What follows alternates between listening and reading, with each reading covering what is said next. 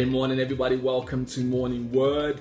Thank you for joining us this morning. For those new to this is where I share a short video. I no longer say 2 because it's about 4. I share a short video, really just sharing my own little Bible studies that I get, okay, and I do on a day-to-day basis, really wanting to share that with you. The reason for that was that I knew that being in this book day by day is taking my life, my mind from here to here, and I know it's going to take from here to there. And I wanted you to get those same nuggets of wisdom, those same revelations, take your life from wherever you may be from here to there. Now understand this, I am not a pastor of the word, I am not a teacher of the word, I'm not a theologian if that's the right way of saying it, but what I am is passionate about this book, and I can testify that it works. Okay, so let's really get into this so you can obviously get your inspiration today and your fix for today. Okay, now we're going to be reading from those taking notes from chapter 20 verse 1 to 2, and it reads this. Now Abraham moved on from there into the region of Negev and lived between Kadesh and Shur. For a while he stayed in Gerar, and there Abraham said of his wife,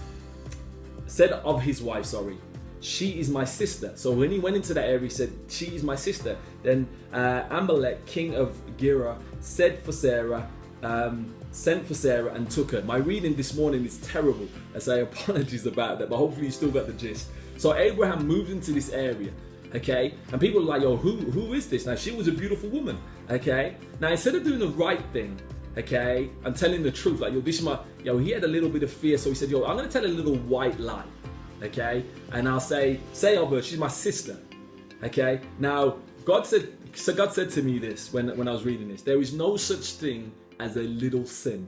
Sin is sin. There's no little, and we try to do that, isn't it? You're a murderer, that's a big sin. You lie, that's a little sin. You cheat on your wife, but you watch pornography. Big sin, little sin. God says there's no such thing as a little sin. All sin has a consequence. All sin has a consequence. Now Abraham here, check this out, was said, obviously, that of his wife, that she's my sister. What did that cause? That seemed like a little fib, okay, that's what we'll call it. But actually it caused the king to say, okay, that's cool, I'm going to take her to be my wife. Okay, now from that, there was adultery because she was a married woman and things like that, okay? So the consequences were horrific from what started off from a small little thing. So here's what God was challenging me.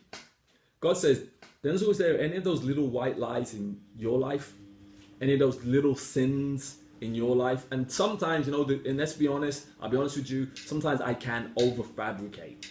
Okay? I'll be in a situation, I don't even know why I'm lying, but I catch myself lying. God says, you got to stop that. Because you may not think that it has any consequence, but it does. So here's a question to you. Do you have any little sins that you now need to really confess and get off your chest and go, I'm going to stop doing that? Do you have any of those little white lies, little lies that you do, little sins that you do, that, quote unquote little, okay, that you need to stop? Here's the lesson. The lesson is all sin has a consequence. All sin has a consequence. So here's the action of the day. Listen, start focusing and saying, do I need to do that? If it's a little white lie, do I need to do that? And I put this action out to you as well. Say to yourself, do you know what would happen if I did the right thing? Would it really be that bad? If I told the truth, would it really be that bad? If I actually did the right thing, would the consequences really be that bad that I have to do the wrong thing? The truth is, doing the right thing always works out in the end. Doing the right thing always works out in the end. So God bless you. As we always say with Jen Hope, God's gift to us is life. What we do with that life is our gift back to God. Please, obviously, subscribe to our YouTube channel. Check us out on Instagram, Twitter. Okay, follow us on there, and obviously, just really, share your feedback. Are you getting anything from this?